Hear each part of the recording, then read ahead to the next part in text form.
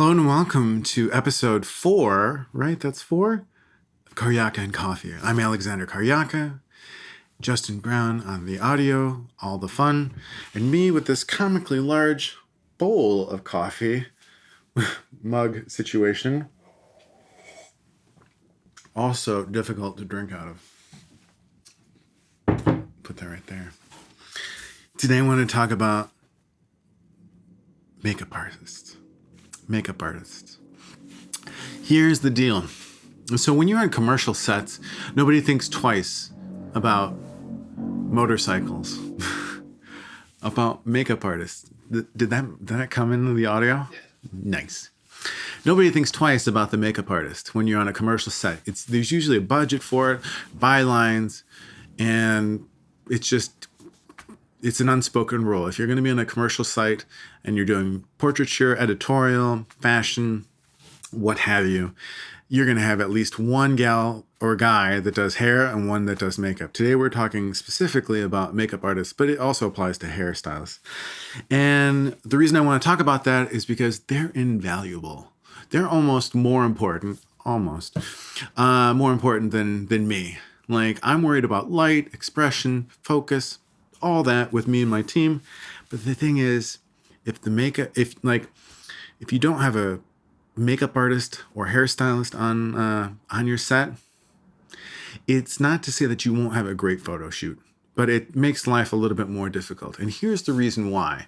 It's a lot of my clients, because of budget, or more importantly, they think that you can do your makeup better than a makeup artist who works for Vogue, say, because you know your face. You've been with your face all your life. The same thing with your hair. That nobody's going to be able to recreate that magic.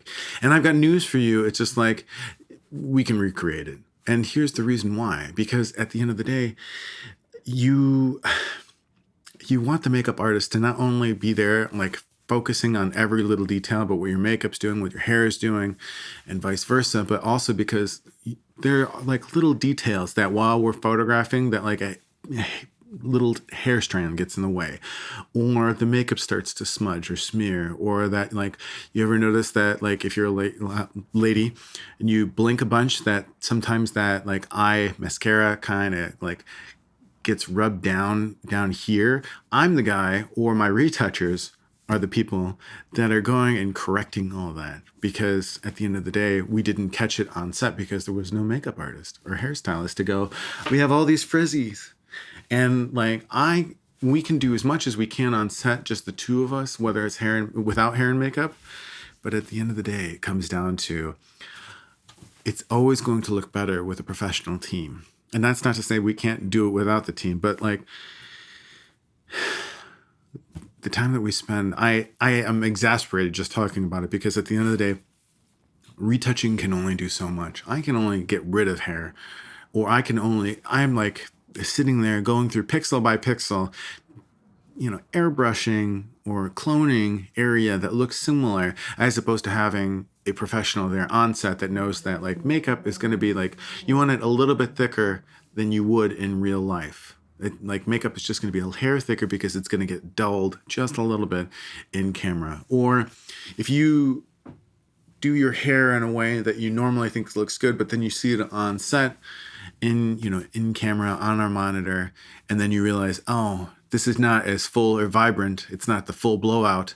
And I'm not saying that you can't go, by the way, that you can't go to your favorite hair and makeup gal or guy before set and then take a taxi, preferably, to my set. That's also acceptable. But having them on set is invaluable, because they're seeing details that I might not see, my team might not see, and certainly you might not see, by being in the moment, which is good because the expression is there.